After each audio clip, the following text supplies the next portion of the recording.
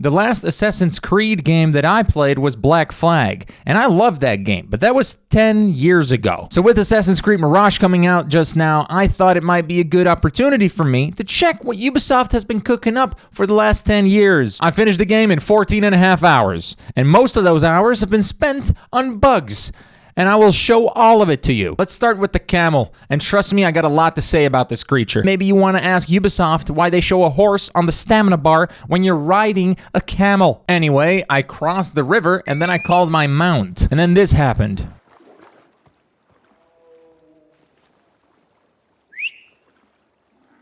How did I not think of this? One time I was riding the camel and it got possessed by something and I was not even touching the controller. Look at that thing. It just bolts for the horizon. This is a AAA company. Eventually the camel becomes a boat and it just keeps fucking going, man, like until it's out of bounds, and then it respawns me in the city. Speaking of which, when you're in the city, you can hijack a camel, but it's useless because in most alleyways, there's a height limit, so you cannot even go in with the camel into that alleyway. And in general, the camels are slow. You can run faster. Why do we have camels in the city if no one is really gonna use them anyway? It's just a feature. It's just a little, oh, you can hijack camel. Fucking hate this shit. While on the topic of animals, you can also kill cats. Look, I'm not here to tell you that I like to do it. I'm just telling you that Ubisoft put valuable time and energy into making this instead of making,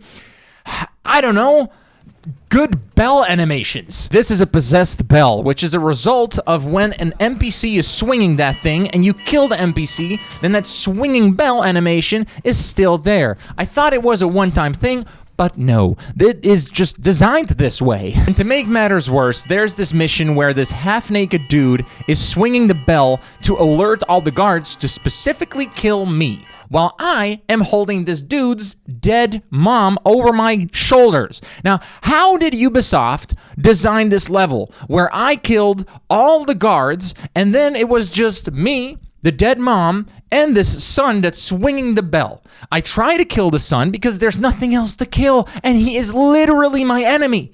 But homeboy is in God mode. Look at that. Out of frustration, I just started to throw his dead mom over him. I don't know why. I'm sick in the head. What can you say? $3.4 billion. That's what Ubisoft is worth. I'm not going to hold back. I have to rant about how bad these missions are. Starting with this one. This guy wants us to escort him riding a couple camels. Now, this is just one of the hundreds of follow quests in this game, but I'll come back to that later, okay? So we escort this dude, and oh no, we get ambushed. And the mission now states that I have to protect the merchant from the attackers. So I thought to myself, hey, what if I just revive him and then we flee together? Is that possible? Well, technically, yes. But this guy had enough of his shit and just started running, bolting, just going to the end of the world. I followed him, but at one point, you got to realize that there is no stopping a man that just wants to run away from his kid. Dad, please come back. After running after the old man for a couple minutes, I decided, you know what? Let's just go back to the crime scene, right? I go back, I see that the enemies are there, but they start running to the desert and then stop. And then I see our old guy, the merchant, from a kilometer distance just poof, teleports right next to us, goes on top of the camel, and now we're just continuing the mission. Just like that.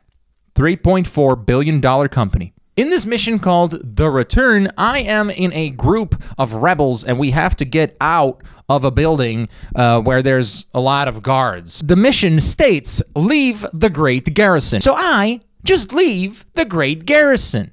That's just logics. Now I'm outside of the Great Garrison, which, by the way, again, it is the mission that I have to do. But my rebel friends are still fighting the enemy, and then they win the fight. But, oh no, Ubisoft has put something super cool up their sleeve, and that is a second wave of enemies. Now, what do you think? Yes, that's exactly what happens. They are staring at each other because I'm not in the scenario, so it doesn't play out until I come back. So when I come back, I first go through the enemy line. I assassinate all of them, I kill all of them, and then my group of rebels is still stuck.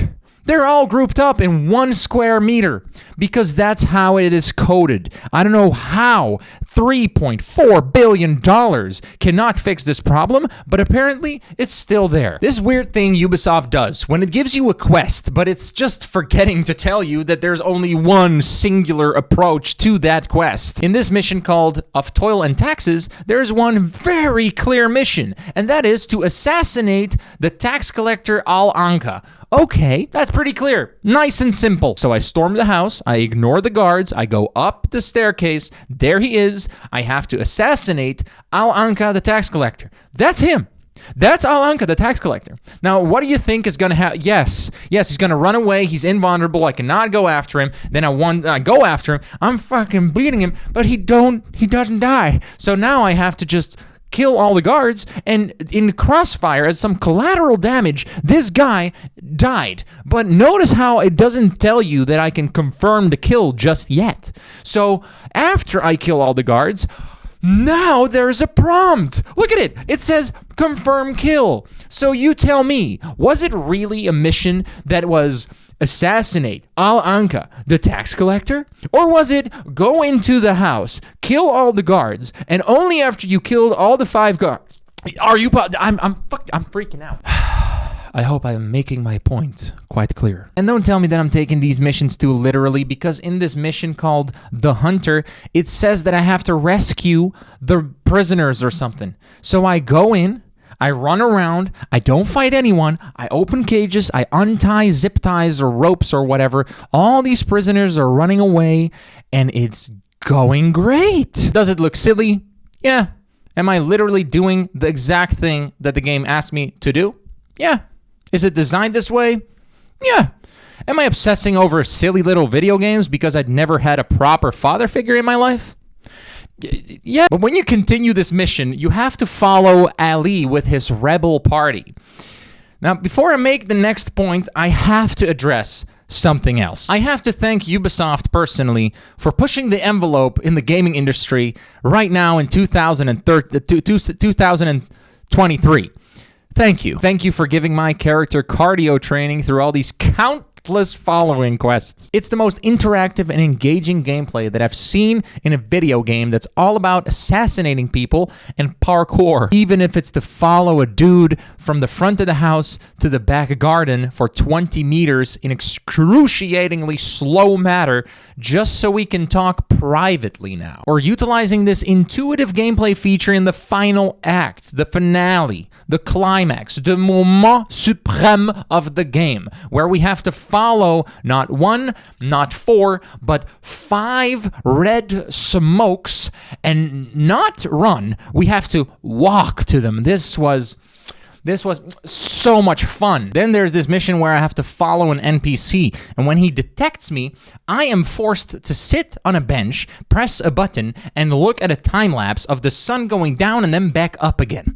Then I can do it all over again. But this time, he's going to stand there, then he's going to walk, then he's going to stop and stand there, and then he's going to walk, and then he's going to stop and stand there, and then he's going to walk, and then when I get detected, like in the bushes or something, then I have to go back to the bench, do the whole thing over again, see the sun go down, see the sun go up, and then I'm doing the whole thing again. And then he's standing there, walking. Then he walks and stands and walks and stands over and over and over again. And this is a time lapse of how long it took me to finish the. It took me this long to finish this mission. It's. There's this mission of Ali that we have to follow him on horseback or camelback, and it takes forever until we arrive at the place that we have to be. But it doesn't end there. We have to step off of the camel and walk a couple meters, climb a ladder, and I don't know, do it again, and then the game lets me go. And that was the mission. That was it. So then I have to click on him again, and only then will I get an actual real mission. Then why didn't the game just let him wait there for me, and I could ride myself there? Why? I wish I was overreacting, but this happens too many times. There's this time with Rashan where we have to walk with her and then get on top of a camel. Then we ride, but it's never a full gallop speed running camel. No, it's also not walking. It's like in between. It takes so long. So I thought, okay, I'm going to gallop. I'm just going to go fast. But then I took the wrong turn, so I have to go back, and it's taking even longer than if I would just listen to the game. And then I'm there. We cross the bridge, only to step off of the damn thing, and then we walk up to a hill. And all of that just so we can stand together and look at a stronghold. Looking at strongholds together in this game with another NPC happens so many times I'm going insane. Okay, so Allie and the rescued prisoners are together with me, and we are about to raid an enemy camp. But here's the thing. During the raid, I thought, you know what? Why not just let them fight it out themselves? Let's see what happens. And yeah, that was a good choice because we killed the target. We got the job done. Now, you could say that this is good game design, and in this case, I would agree. But, oh boy, but what if I told you there's a mission where we see our friend die right in front of our eyes, and then Allie joins the scene, and a group of rebels say, time to put the dog down. And the mission states, eradicate the guards. And instead of eradicating the guards, I just stand there and do nothing. I'm looking at Allie 1v5ing the situation, and the game rewarded me for it. That is Ubisoft design. Although it looks like I'm bullying Allie here, it's not even close to how Ubisoft bullies a player that's having fun. Notice this meter. This is the notoriety meter, and the more you assassinate enemies, the more it will fill up. See it as a wanted level that never goes away. And this third and final level of notoriety is when an enemy assassin that I call the bully will go after you at all times. You'll be running through the city, and there he is, the bully. You'll be talking to an NPC during a mission, and there he is, the bully. You'll be fighting a couple enemies outside, and there he is, the bully. You'll be fighting a couple enemies inside, and there he is, the bully. You'll be doing a puzzle with explosive barrels, and there he is, the bully. You'll boot up the game and go AFK to take a piss, and there he is, the bully. Holy shit, for a game that's all about assassinations. It is wild to me that the game is bullying you and punishing you so hard for assassinating too much. I still have a whole list of complaints about Assassin's Creed Mirage, but Spider-Man 2 just came out, and I really want to play that instead of talking about this outdated and overpriced game. So how about this? I'll read it out loud, all my complaints, and show it on screen as fast as I can. NPCs in the enemy territory don't care if I kill guards around them. You can't block or parry incoming damage during an assassination animation. The simplest climbs are sometimes just not possible. Leap of faith sometimes just doesn't work, but if you land in the hay, you still survive the fall. Something simple as unbarring one of the 5,000 barred doors takes 10 tries till the animation locks on, and in general that animation takes forever. Some of the sneaky assassination animations make the assassination very unsneaky. Most placements of enemy guards seem to be designed for kids, like this one where 4 guards are staring at a door with their backs turned to the player. From these 3 NPCs that we have to eavesdrop, which is a fucking boring anyway, only one is talking, but all of them seem to laugh out loud to a joke like one I am about to tell you right now. I'm all for equality, but if you let me fight a woman, then at least let her take damage. Take it from someone with experience. I have seen my father fight my mom, and let me tell you, she did not regenerate health that fast at all. And while we're on the topic, for some extra realism, you might want to add an emotional damage meter. There's this mission where I was supposed to wear a disguise to enter the room undetected, and if I switched to my normal outfit, it would automatically switch back to the disguise within a second. So when I entered the room, I stood behind the target, switched the outfits, and assassinated him within the single second. And after the cinematic, I was back in my disguise. Obviously, a bug. The whole town is raided and on fire, and this shopkeeper just stands there and isn't available for trade or dialogue. He's just there. This blacksmith is too busy sweeping the floor and can't initiate dialogue with him at all. We enter some dude's room and he is in absolute panic and begs for mercy, and within 2 seconds the conversation is about reading books. The Ubisoft voice acting director really gave the go-ahead, 2 thumbs up and a green light to this war cry. Ubisoft really let the player look at 4 clues in Ahmed's office, only to hear that every clue is just a confirmation that it is indeed Ahmed's office. Measuring tools, like my father used to own. But these are Ahmed's. The letter says these books are for Ahmed. Ahmed seems to be working on something new. But what? Ahmed always signs his work. This is definitely his doing. This is definitely Ahmed's workshop. There's this tailing mission, which you know that I love, but when I got seen, instead of running away, I ran after the guy till he stopped at one spot and enabled God mode and then went AFK.